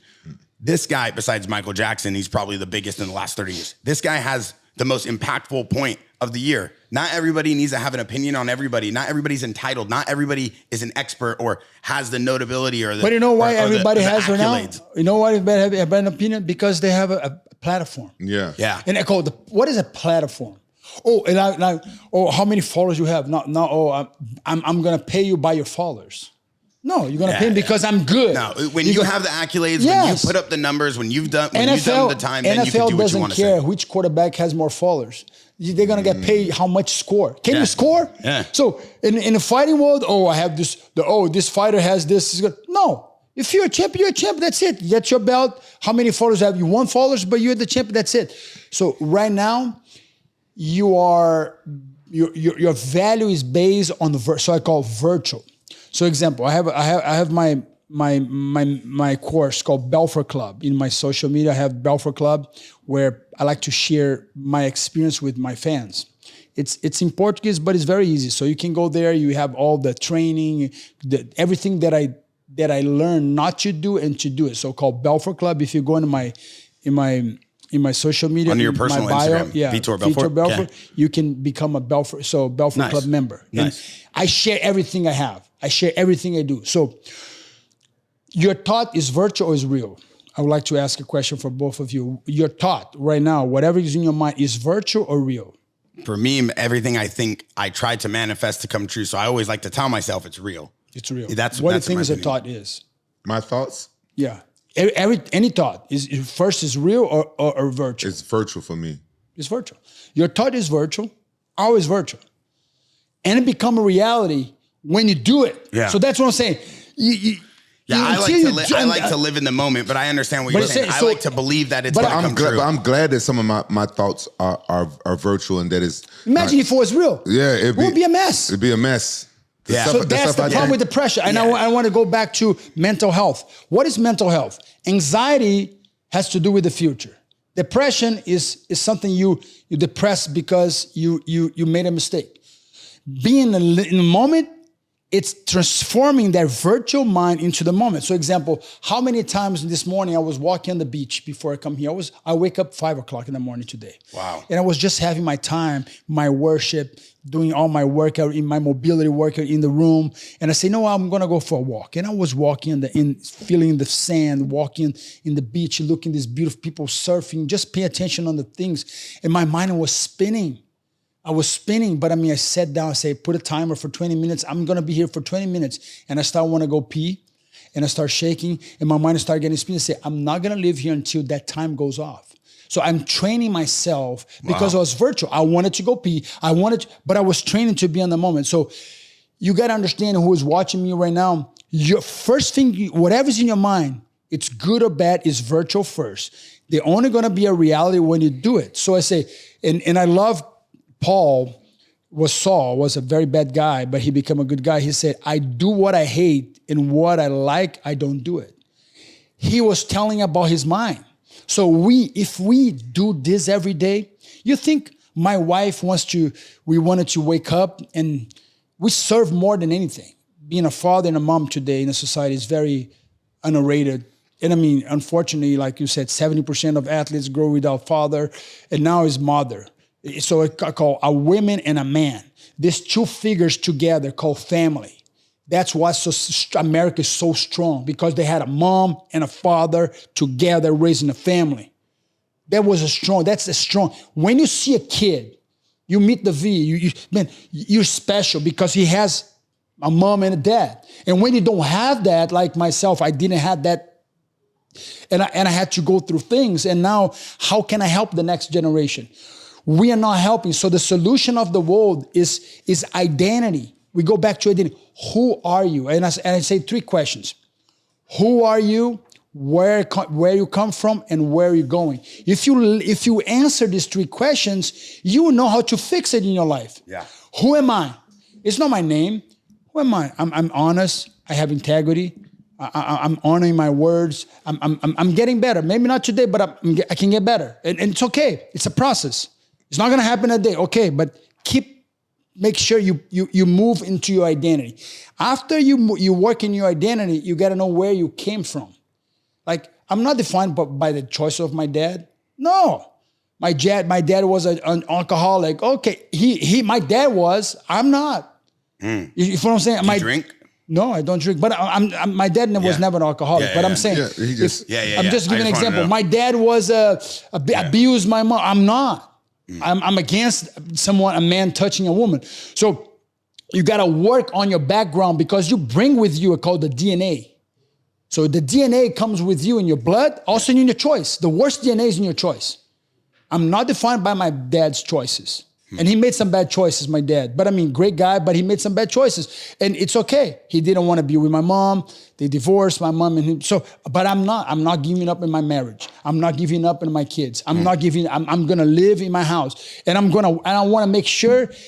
So it's a choice. And being a champion for me is be able to control your mind. And athletes, some guys say, it's the worst, okay? I'm a great athlete, but I'm worse dad. I'd rather be a great dad and a worse athlete. Yeah. That's the thing. What is success is today, people don't value this anymore. People don't post. If I have money at any cost, people loves you. Yeah. They don't care. I remember, what's the name of that dictator that people used to fight, go to Gaddafi? Remember Gaddafi party? Yeah. They go to all the actors, Hollywood, they used to go to. Abu Dhabi, over there? No, Gaddafi was in Libya, I think. Libya. Yeah. Okay. He was crazy. And even in what's the guy, the North Korea guy? Kim Jong-un. He bring like the basketball player. Dennis Rodman. So when you have money, people don't care. Yeah. People love, So my thing is, in the fighting world, we go back to the fighting. What's the identity of a fighter? And that's what I always like to see. People see, who's your favorite fighter? I like to see identity in fighters. Mm-hmm. When I look to Rampage, his identity, he was like a vicious knockout artist. He was going vicious. And I mean, and we don't have that anymore. You know, people. Yeah, no one's picking up people slamming people like you. No way. People wanted to do. He has his sign of he when he fought at Arona. You know, people say, "Oh man, Arona." Yeah. So he said, you know, he had his style, but he was his identity. He didn't try to be somebody else. He was him. Yeah. And I think that's what's lacking today. People trying to become Conor McGregor. They're trying to copycat. Yeah. And when you see someone comes and become themselves, you say, "Oh, this is great. I respect that." Yeah. So, no, I feel you on that. As we get ready to wrap up, you know, I have a few MMA questions. Obviously, I want to run through these real quick, and I feel like obviously the MMA community is getting, aside from Vitor, I feel they need to see, which is this leadership. Yeah, I'm learning a lot as well. Yeah, I like it. Yeah. I feel you, Vitor, on a lot of this, and I think one thing, and I was telling everybody this is. Why I was so excited to have you on here is because as a champion, as someone who was a vicious knockout artist and someone who went through the highs and lows of MMA and built the sport like Rampage, you have so much to teach the next generation, but not just fighters, athletes, the way you train your son, the body mechanics. I went to a quarterback summit camp in Irvine. Quick little story is this guy, Jordan Palmer, one of the greatest quarterback coaches in America, and Vitor was there with his son, and Davi was learning how to, you know, just fine-tuning his skills. His son's an amazing quarterback, going to go play next year. And Vitor was showing people body mechanics. Vitor was showing people hip movement. Vitor was showing people throwing from the body. And just like these, you know, pro level NFL coaches looking to Vitor to advice because of the science and the way he has the study of how to win. And that's not just how to win in MMA, but how to win with your body being as one. So Vitor, I definitely appreciate that. As we go into MMA, you know, I kind of want to talk about a few subjects we have here and a few questions. I want to break down these 3 fights. I want to kind of have your feelings on these. Number one, I want to start with the Jon Jones fight. A lot of people say that, you know, maybe you snapped his arm or you had his arm or you hurt his arm, maybe snap or whatnot. Like he had surgery on his arm after my fight. Like you feel, so yeah, break that down. So what it was, like, I take my hats for Jon Jones. He's one of the, he's the greatest guy, I think. Yeah. I don't see no one beating his accolades, just the struggle that he went in his personal life and the way he's always overcoming and always and I mean, going back to his DNA, man, his parents, you know, great pastors, family, you know, raising these kids and they all 3 successful kids. Yeah. I never see a family so successful as them. Like, one played for the Ravens, one's on the Raiders. Amazing family, amazing family, amazing athletes. And I can imagine what Jon Jones went. Too young in the things. Everybody's kissing his ass, and you know, everybody. You know, it's hard to see who's my friends, who's my real friends. And he lost his identity, but he never lost a fight. And I always think, man, it's amazing. I always want to ask Jon Jones, you went through all that, but you never lost a fight. You know, you lost your identity sometimes, and you're always going back to your identity, who you are. He's fighting to become better. You can tell. And in that moment, I had his arm. I really had it. But I mean, did you let go of it? No, it's not let go. And the referee came, so I and start cracking. You know, in the gym when you let it go, like I think if I was innocent, to don't really be mean. And you could have bent it backwards. Yeah, but what's happened is this. After that fight, I don't have my note here, but I signed a deal with my spiritual father and my spiritual brother. I had a problem. I became so, I called the 2 animals, lamb and the lamb. I was too nice. Remember, I was too nice. And to be a fighter, you have to be a little. I'm not saying bad. You just got to be a fighter. Yeah, animal. Gotta have animal stink. So I was too sheep that fight, and not too lion. So I learned how to call the turn on. I call the parasympathetic and sympathetic. So you have to learn how to turn on and turn off. And I think my lamb was too on. My lion was too off. And I had an opportunity, but I didn't optimize. And when I gave him the chance, he overcame. And on the 4th round, he beat me. Yeah. And I mean, I had a broken rib. I had a strategy, so I came with a strategy. You came into the fight with a broken rib? Yeah. Oh, really? So during the fight, Usman was my sparring partner. He did a double leg, and he hit my ribs, and I had a broken rib. So Kamaru Usman? Yeah. He was your sparring partner? Yeah. No way. Yeah. I didn't know that. Did you know that? No, I didn't know that. And then... Was he good at the time, Usman? Yeah. Usman's, he's good. He was good at the time? Amazing. Yeah. He's amazing. He learned so much. He's always there. Did you, when that fight ended, did you feel like you were the better fighter, though, that night? Or did you feel like he was? the better fighter is the guy who wins. No matter what. Listen, not always. I'm gonna tell you why. Yeah, Because an injury like that, bro. Yeah, you know. But know, but what I'm saying, like to the outside. Yeah, I think to the what he win. He was the better man on the night. Yeah. Better man, not a better fighter. So what I wanted to share is like I need to know my roles. If I'm signing to go to, so if I say I'm gonna do something to you, I'm gonna do something to you. Yeah. That's called my identity. Yeah. Who am I? I need to know my place. I'm gonna be the lamb or I'm gonna be the lion. So like I cannot be the lion when I'm in my house. I have to serve my family. But why are you using that in that mindset? That would have been a huge victory for you. And I know for a fact John Jones would have broke your arm. He wouldn't have cared. So I want to know why were you using that mindset? Because I'm learning. So the thing is, I call the killer instincts. I have the killer instincts, but I was too nice. I always say like you need to become a little. How I can say like you have to become a little. I don't give up. Yeah, you understand? Like, is it religion you think that makes you? I think was the fight. I didn't understand back in the days. I was always struggling with that. I struggled with that too. You know, as well. I used to be real religious. So look, but that's what happens. But until I read Revelation, so you want to understand, you know, you got to understand God is a lamb and God is a lion. That's why I like to look using these two animals, the two animals. So I call fear the lamb. You see, I see my post. I fear the lamb. What is fear the lamb? The lamb is not a lamb; it's a lion.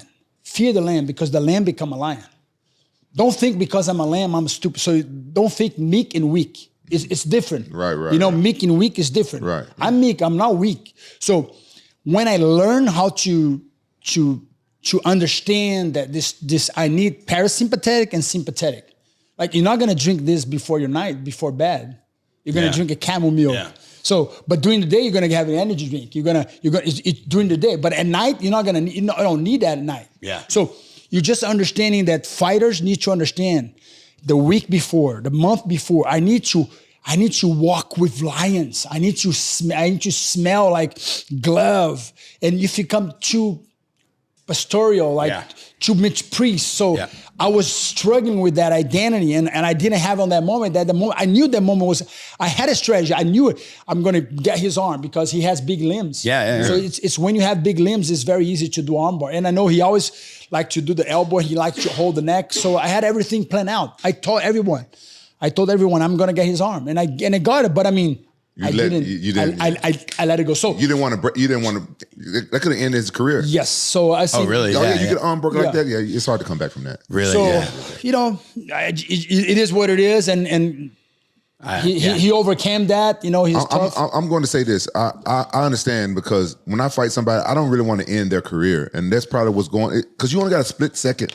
in time to think, and that can hinder you sometimes. Like, I want to win this fight, but I don't want to end his career. And he sounded like he chose the right thing. He didn't want to end his career. So going into the next fight, one of my favorite physical forms of Vitor, which I thought you were like the baddest man on the planet, was the Randy Couture fight. You looked insane. You were big. You were just like, that's like one of the peak. It's just like, you looked insane. You look like if I think about an MMA fighter, like I want them to look like that. That you were just jacked. You were probably like what?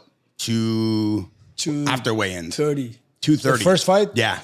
I was sick. I didn't know I was sick. I had a worm, a huge worm. Okay. I was in the worst relationship of my life. After that fight, my mom and my girlfriend, they fought. And I was thinking he didn't break the fight. Oh, wait, really? A fist fight? Yeah. I was going to the hospital and they hated it because I had a very bad relationship, that girl, and everybody hated because I was not training. That was my first lesson. That was when I transformed my losses in my lessons. And what were you doing going into that fight? Why'd you gain so much weight? Why were you so big? Because I was just working out. I was just doing weights. Where at? Gold's Gym. In Hollywood? In LA? Yeah, LA. So really? I was in the top of the world. Yeah. And I had no one to say, shut up, kid. But there's so many interviews on YouTube of people talking about how every Hollywood producer wanted to be around you and all the brands wanted to talk to you. And everybody said, you know, I quote one of the trainers, Oscar De La Hoya's trainer, said, Vitor had the fastest hands he's ever seen. Like, you had so much hype around you. What made you say, I'm going to gain 30 pounds of muscle and look like a beast? Because weights is addicted. Weight is so. I want to talk about bodybuilding is very damage to your body. It's not performance. So athletes, now I say athletes has to be mobile. You have to be in every joint. Your joint has to be functioning in every joint. So I thought be big and strong. Got it. You know, big and strong. You thought that would help you beat him? Yeah. I say I got to be big and strong. So I put all my, I started going to a bodybuilding training instead of going to the fighting training. I can't imagine you working out at Gold's Gym with all these bodybuilders. You're such like a mobile, unique athlete. So, but that's the lessons. That's when I come say, you need to know who you listen. So, example, today I see guys, you know, doing all this CrossFit training, like fighters, putting much more time in training condition than fighting. I say, stupid. Why? Because you're a fighter. Where you think athletes get hurt? Probably in the gym, lifting weights. Yes, because weights, you got to understand, your body, you have an instructor thinking about, and that's going to be, we can do a podcast about performance and how you can achieve better performance. So you got to know what you need. It's like this, based on your needs, I'm going to train, you're not going to train a 100-meter athletes to run for 5 miles. You understand? So a fighter is a throwing athlete. So it's called a throwing athlete. Throwing athlete cannot be stiff, cannot do bench press, cannot put bar in your neck. So it's a lot of things that today I know. That's why my kids, I train, I mentor them. They're so successful. When like Gilbert Burns, I mentor these kids. I train. So I know, because what I did to my body, I know what is good and what is bad, and what I don't know, we learn together. Yeah. I'm humble enough to study. And if you put me in the film room and I see someone, I know the weakness. So it's like I always remember, Carson said, my mind in your body, you unbeatable. Why he said that? Because he had the mind. So what is a trainer? A trainer, I got the body, now I just got to make him, you know what I'm saying? Yeah, I know exactly. I just got to put my mind into him. What is the mind? A strategy. That's why great trainers in football. Let's go back to offense genius. You know, Bob Petrino, the only guy who beat Alabama, the coach, Nick Saban. Great offense genius. So they have this offense genius. And then they have the USC coach. Great offense. So they have this offense genius. They know how to beat defense. When you have a team with less talent, but you still can beat it, because that's called strategy. And so in fighting, it's always about strategy. Did you have a lot of strategy going into fights? Well, I never consider myself like a true martial artist like you guys and stuff. I always like a brawler. My thing was I really like fighting. So I like to figure my opponent out while I was fighting them. So my coaches always like gave me a strategy, and I always listen to my coaches and I try to do their strategy. But I always learned that, you know, things happen in there. So I didn't follow a lot of my strategies, but sometimes I did. Like when I fought Murilo Bustamante, the only way I even got that decision was my strategy was to kick him. I had to leg kick him because he was such a good fighter, and his jiu-jitsu was so good. And I had to wear him down. I had to wear his leg down. So sometimes I use strategy, but most of the times I just like to go in there and fight, and I'm gonna figure out. Brawl. I like to brawl. I'm gonna figure out. But that's his strategy. You see, that's a strategy right there. He said, if I can brawl, I can win. So did you ever go into a fight like that? Because you look like a brawler with all those knockouts. Yeah. So we back in the days, we didn't know that was a strategy because we are figuring things out. Like you said, we didn't have tapes and things to study. We didn't have so much, you know, you just have a little bit of that. Oh, that guy likes to do this. What about your knockout against Vanderlei when you ran? Was that planned? I had a strategy. Yeah, that was planned just to jump on him? I created that punch. They called the Phenom Blitz. Yeah. So, hey, that's the craziest punch. That's the craziest knockout. Because karate, I mix a little bit of karate because in boxing, you don't punch walking straight. That's right. And I know when he was kicking me, he said, he's trying to kick me the first time. Two fights that I knew that I was going to, some fights I did, but especially this one and Luke Rockhold. I knew Luke Rockhold. When I was fighting Vanderlei, I told him he's going to kick me. As soon as he kicked me the first one, I'm going to try to time him. Because I always said, hands are much more powerful than legs. Really? Oh, you just watch the percentage of knockout with the hands and the feet. Yeah. So the hands are the fastest thing you have. So And I knew I had fast hands, and I know I have accuracy, very good accuracy. So the second time when he come, I boom, boom, boom. So I study a lot of biomechanic along my life because tennis. So biomechanic, what is biomechanic? When I punch, if I using my legs, I create a way like thinking in torsing, like called torque. So I have to use my limbs to that power, increasing that power. Yeah. So what was made in Rockhold, he's a lefty, I'm lefty. And there's a little bit of strategy for fighters. When a lefty and a lefty or righty with righty, everything I spin becomes, you getting off my left and you start going to my right. You want to go to my weak side. And it's called the strong side, the weak side. Mm-hmm. So you see a fighter. So Rampage understand that. So when you go to my weak side, everything that I spin become my powerful side. So that's the difference between boxing and MMA. In boxing, when you go here, there is no spinning punch. But in MMA, you can spin. So when you go after my left, when you go here, I spin. It's my power. And I knew that Rockhold would eat that kick. So I tried to kick in the beginning of the fight, and I miss it, and I time him. And I knew, I knew he cannot match me. It's impossible. And when I'm in my A game, I'm unbeatable. But were you ever, does that overconfidence, did it ever hurt you? No. Yes, against Randy Couture, my first fight, and the lowest, when you have low confidence is bad. So confident, when you have too much, is arrogant. When you have lowered, that's called, like you can never have low confidence. So confident. He understand. You know, when you have that, I call low confidence and overconfidence can kill you. So it's called the opposites. Yeah. You know, they can kill you. You would walk into fights overconfident sometimes? When I fought John Jones, I was overconfident. I think that's the main reason why I lost that fight, because I was in the best shape of my life. You had that fight. Man, I thought I was doing good, but I was in good shape. I didn't have the injuries. Like I said, he was not John Jones now. So no. You were Rampage back in the day. I didn't know the kid. I didn't know the kid. I just knew that he was long, and I knew he poked people in the eyes, but I didn't know about that. I didn't know how devastating that oblique kick was. That's what he beat me with. He got me with the kicks and the eye poke. The eye poke. I think that kick's supposed to be prohibited. Yeah. That kick can end. You know, I really think that's he says this every podcast. But we're not going to talk about that. A lot of things, like example, I don't think amateur fights supposed to be no shins. Like when you're starting fighting, you have to have a sort of like a protection.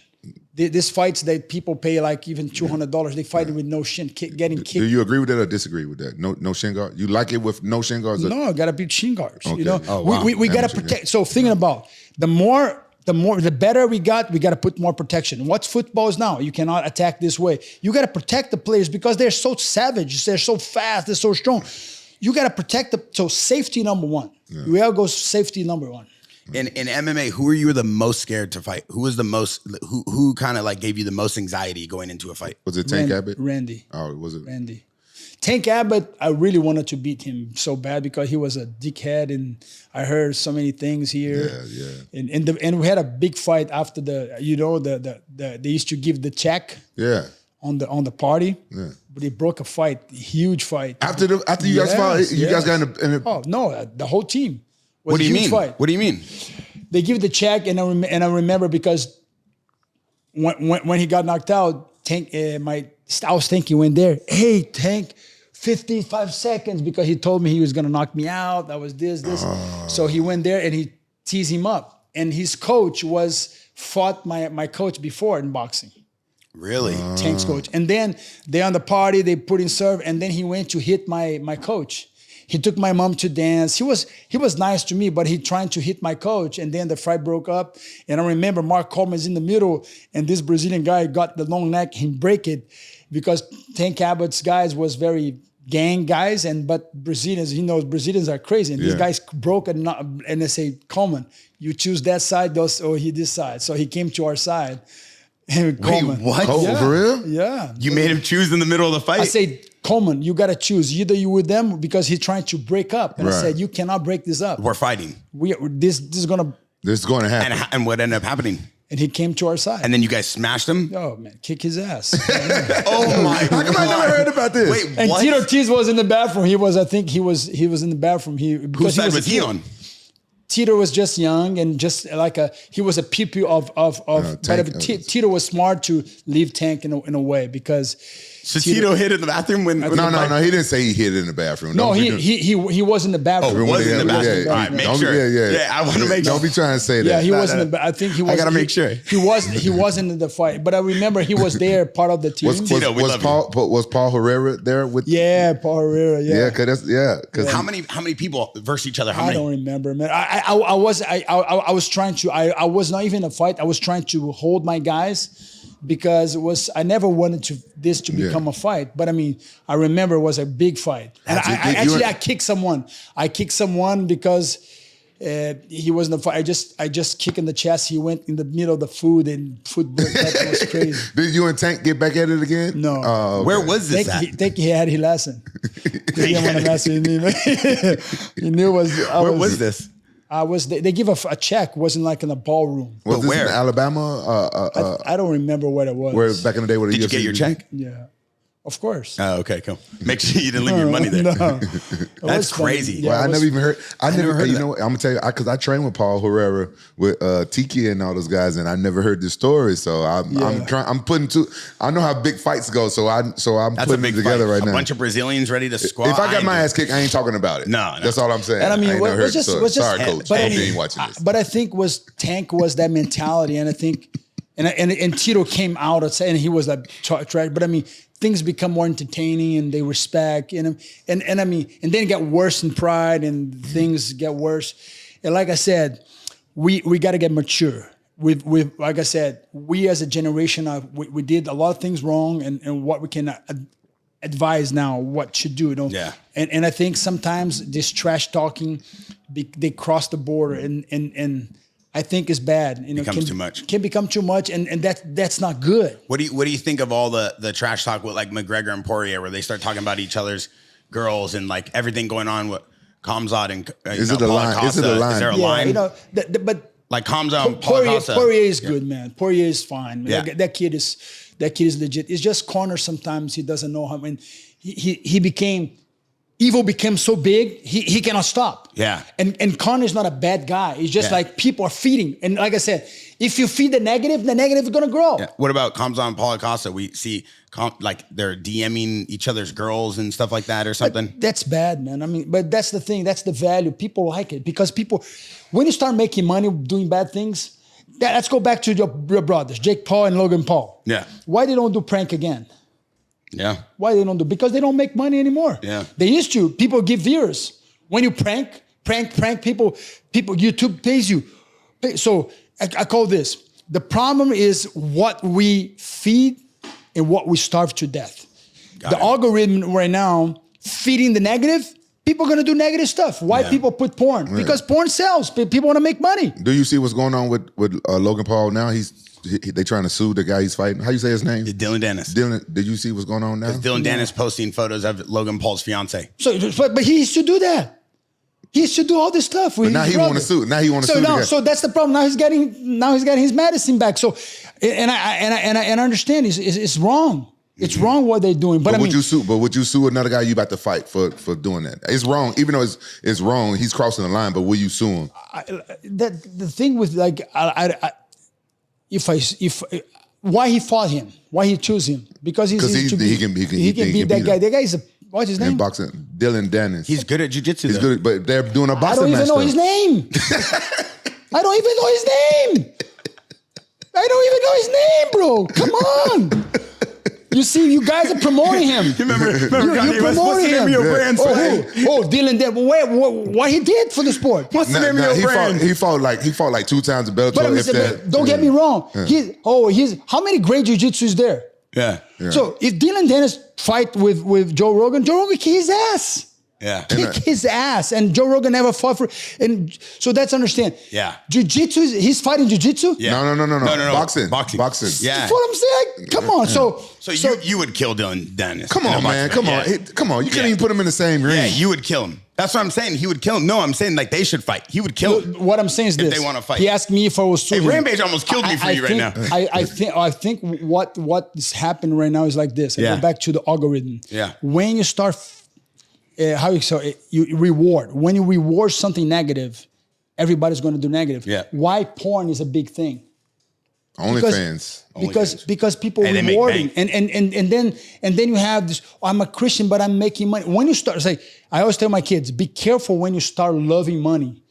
Because when you start making money illegally, it's going to be hard to stop. Right. So the problem is just the reward system. That's a quote that people think everybody who's watching this needs to remember. It's easy to make money doing a lot of things. Doesn't mean it's legal. That's right. That's the problem with society right now for sure. So you what I'm saying? So people, a lot of scams. Oh, dude. Look at this guy, FTX or whatever. You scam everybody. Yeah. So now scams they legalizing scamming through social media. Yeah. So the problem is, hey, that's crazy. We need to change the reward system in social media, especially YouTube. If YouTube start paying reward for good things, for like charity, for content, let's reward good content. And the problem with the world today is we rewarding the negative. The negative is going to grow. That's America, because he's right. Like TikTok, it's totally different in China where it's from. Yeah. But our TikTok, our algorithm is like they rewarding bullshit. If you put your butt, if you show your, that's gonna drive and gonna make money. So I think the problem is like we need to start rewarding the positive. And this podcast, we rewarding the positive. We're showing what's real. We're talking about if I come. I appreciate you for this, by the way, for talking this real, because a lot of people would be scared to say what's on their mind, and that's why you're a champ. Same with you. You always do the same thing. You say how it is. Yeah. We are original, man. We OG. We gotta make OG Jackson shirt. Yeah. And you can only wear if you're OG. That's right. I want to, before we wrap up, I have two more things. If Oscar De La Hoya never pulled out of that fight, how would you have done against him? A legendary boxer, you, a legendary MMA fighter. How do you think that fight would have gone? You would be in a hospital. 100%? I believe 200%, not 100%. Do you think that's why he doesn't fight me? Why he doesn't fight me now? Why? I don't know. Why do you think he's scared? I think he did. I think he did his homework. I think at first he underestimated because of the MMA guy, and then he did his homework and be like, "No, I can't." Do this. I'm getting training in the backyard. In his backyard, he set up a ring. Did you see his jab, his movement? Hey, you know what? You know your problem? Yeah. You came from this Logan Paul. You see that? Yeah. We don't come from what you see. Yeah. We don't do it. Don't. They speed it up. You see? I know when you do your thing, you can speed it up. I know how this. Oh, they speed it up. Oh man, you can speed it up and see so fast. Yeah. But he had a nice jab. It looked like he still had it. Hey, bro, I'm scared of jab. You're not scared of the jab? No. Man, come on, man. You're talking to a... We had more than 100 scars. So I get it. It doesn't matter. Fight for me is that would like... have been an easy fight. Were you scared of Evander Holyfield? Of course. You were? You kidding me? But you look But I was not doubt. Oh, got it. So remember, I'm scared, but I'm not doubt. When I'm scared, I'm danger. Did you think he was going to win that fight? Oh, come on. Yeah, I knew he was going to win, but I just want to know why you didn't take it easy on him. Yeah, hey, that was a little crazy. He punched me, but first punch, he rocked me so hard. The first punch, I got like, man, I'm not going to joke here. Yeah. He's coming from, He still had power. Oh, my. You don't lose power. I don't care how old you are. You don't lose power. You kidding me? Yeah. It still hurt. You kidding me, man? It looked like you just kind of mollywopped this dude, and he's of course, a legend. But like I said, when I'm in my A game, you watch me, I maul everyone. So think about this. So think about this. He was training for De La Hoya. Yeah. And then Speed, and so it's not his fault that De La Hoya pushed out, and then he get like an older fighter, but still powerful. Man, a totally different. So you see how big he was? Yeah, totally different style. But you lose your speed, but you never lose your power. You didn't know that? No. He cranked me the first one. That's crazy though, because everybody in here the other day when you were sparring, I know you're only like a week in, was saying how powerful you look, and I was telling everybody, let him hit one. Anybody, he will put you down. With 7 years old. I just watched. He's insane. 8 years old, he can put you down. Yeah, like you say, you never lose your power. You don't lose your power. You lose your speed. Yeah, and your reaction. You lose your reaction slower a little bit, but your power. Are we allowed to talk about your fight? You can say something. Yeah, I don't care. But I'm gonna be honest. I'm not 100%. I'm not 100% I don't have 100% faith that Shannon Briggs going to put the fight on. He's gonna fight Shannon Briggs. But I'm letting him promote. I let him do everything because he's been talking shit for over 2 years. That's he's known for. Yeah. That's what he's known for. I just want to shut him up. Shut him up. I'm gonna be down your corner. He would rock. Oh my God, can he be in your corner on the walkout? That would be dope. I'll make the tracksuits. Yeah. Dude. Let's do it. I just want to make the tracksuits. Dude, I just want to shut him up because he go on Instagram and anything I post, he's like talking shit. He talk a whole bunch of mad shit, right? Does that make you upset? Yeah, it makes me upset. Look, I don't care how much money he paid me. I don't care. I just want him to put on the fight. I will fight him right here. I'll fight him in the back. I just want to shut him the fuck up. I just want cameras to be there so everybody can see it. And then he shut the fuck up and leave me alone. Oh, you're serious? Yeah, because look, I like joking around and stuff, right? But it is like you said, like a little line. He's just crossing. He's crossing the line. Just too much of stuff he be saying. Like you don't like the way he be pestering you. I don't like. I just want to shut him up because. Is that why you're going so serious? Like I see you in here, you lights off, no one in here. I'm watching his coach right there, waiting for him to coach ready. Yeah, coach ready. I mean, you're training. You're dropped like 50 pounds. You look how good he looks now. His diet's insane. He don't eat a single thing. I go, yo, here's some hot Cheetos. None. Here's a creme brulee. None. I order him. But he's committed. He's committed. Not even picanha steak. Wagyu. Nothing. He's committed. He woke up the wolf. He woke up the wolf. Oh, you're back because I got fat, got out of shape. I was like, I don't know. I'm just taking a break because I've been, not as long as you, but I've been a professional athlete for 22 years. And I just got tired. I don't know. So, that's the thing. I want to motivating this boxing. And I patent the glove. I would love to put boxing. I call it the boxing martial arts, creating a rules where you can box and you can do dirty boxing. And I think that would be amazing when we combine these two sports together. Boxing with grabbing. And I think you should do in Shannon Briggs should do be able to do dirty boxing. Yeah. I'll put I can donate my glove. He would destroy him. But I mean but that's what's fair. Fair to He lamb. would destroy him. Look. Hey, you a man, let's say something. Let's say this. You go to a steakhouse. All you can eat. You and your wife. And then you eat. And then you leave in the steakhouse, someone stick the hand on their butt. You're gonna ask the guy how much you weigh? You're gonna say, I need digest. You're gonna fight right there. Yeah. Am I right? Yeah. So if you're a fighter, if you're a boxer, you think you're the best striker in the world. I think MMA striking is better than boxing. Let's see who's the best. Why? Because the angles. Oh. And if I can grab your hand, if I can grab your fight hand, if I can do fight hand and I can grab your neck. So why these boxers don't accept them to fight on these rules? So Zingano against Tyson Fury under that rule, who you put your money for? Yeah. Oh, yeah. Who you put your money for? Yeah. Ngannou. Yeah, but now boxing, I'm gonna put my money on Tyson because we need to fair the land. Who's the best striking in a combat sport? I'm not asking him to go to the ground. I'm not asking him to kick because it would be unfair. But let's say Rampage versus Shannon Briggs in this hand fighting, boxing, grabbing the neck. Can I ask you something? If we get the right investors, you want to make this show? You talking about because Thriller stole that idea from me and Shannon. We use your gloves. Yes, and we make this new rules boxing like MMA. Let's do that. And then I would like to add another fight in the card. Me and Roy Jones Jr. That'd be huge. Me and Roy Jones Jr. Because we never fought. And I think Roy is a legend. And I would like to see, it's just like entertaining. I think it will be the most entertaining because who's the better striker? Yeah, but don't think one-time show. Think about we own it. We own this. Look, we should do it. A lot of fighters get into MMA.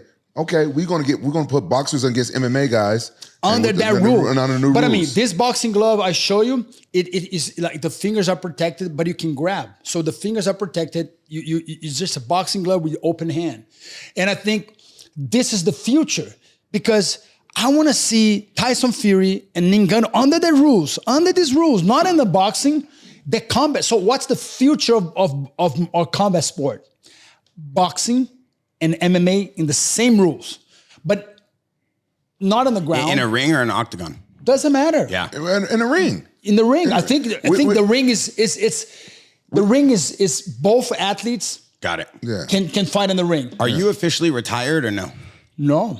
Would you do MMA again? No, MMA no. I wanted to do boxing or these rules called boxing martial arts. Are you officially retired? No, I'm not. I never retired. Will you do MMA again? I would fight like one. I'll fight grudge matches, just people I don't care about. But I prefer to do boxing. No.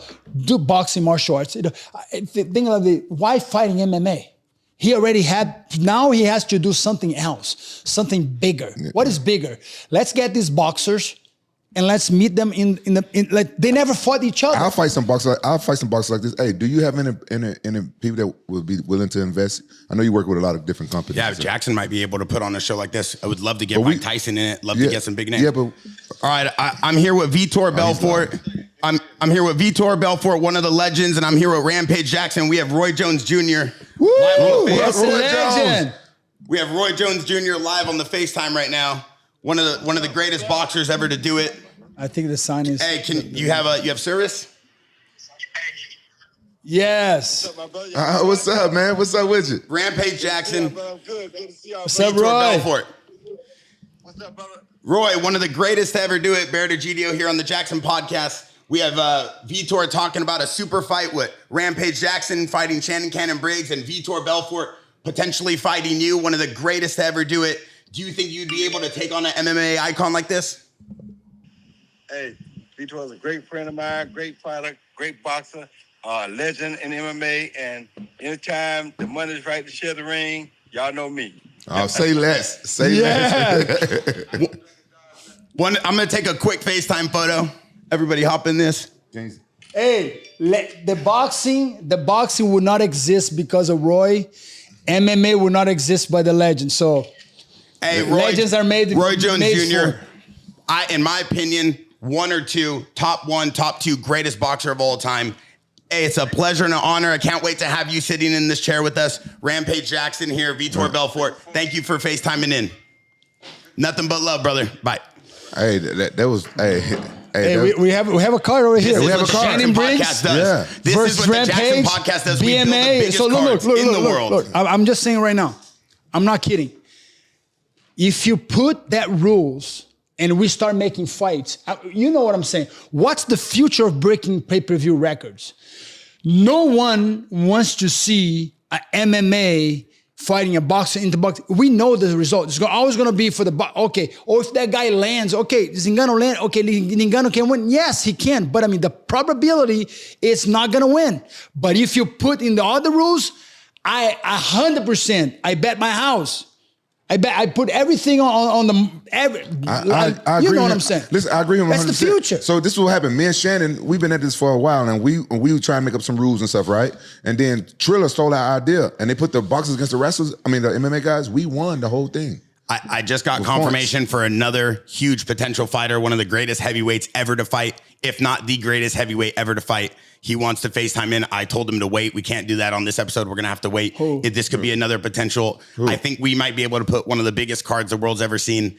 Before we end. Who? Cannot say just the first letter. I cannot say. Before we end. Can you say off air? Maybe. Boxer or MMA? Boxer. Before we end. Let's go. Oh, I know who he's talking about. I know who he's talking about. Before we end. You're getting all excited. Before we end. I know this guy wants to kill someone.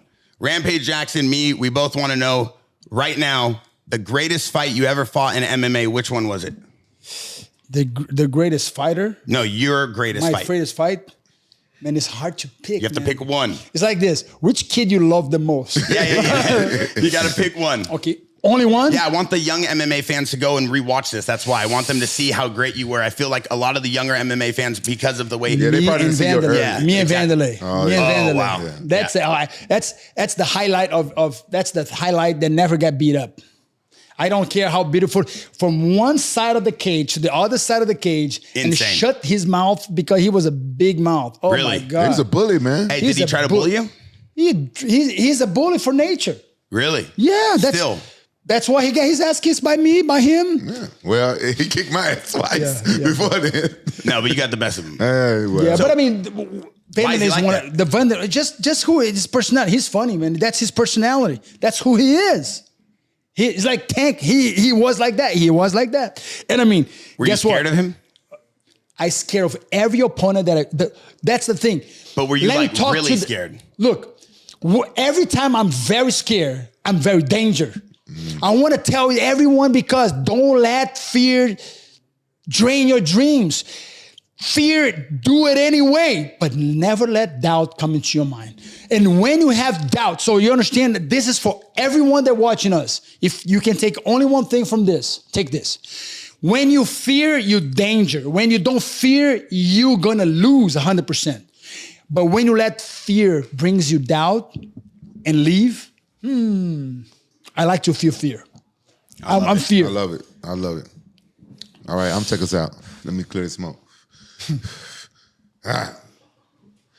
Hey guys, this has been one of the most electric episodes we had. We had the original OG on here, one of my favorite guys to watch. Thank you, Vitor Belfort, for coming and joining us, man. We just built some business here. We just built some business. Let's go. This is a very special podcast for you guys. I really want you guys to save this episode and rewatch it and share it because he dropped some knowledge, and tag some of your friends and some of your teammates that need to hear some of these messages that he drops in here. Okay, much love. Me and Barrett, we'll go holler at y'all next time with more people. Unreal. And don't forget JAXXON.com, 20% off all men's chain stacks. We have amazing sales. We have amazing things going on. Where's my chain? I need to get these my hoodies chain. are only available on club.jackson.com. Okay, 100% I need to get my chain. Yeah, I want to be like Rampage. Remember the chain? I love the Rampage. Wait, we have a new promo code. He's like, we have a new promo code for everybody that watches this. All the fans, go to club.jackson.com. Use promo code YT15. Get 15% off all of our new performance wear. You're gonna bling them out with a bunch of chains? Yeah, let's go get them. Thank you guys for watching JAXXON Podcast. Bye.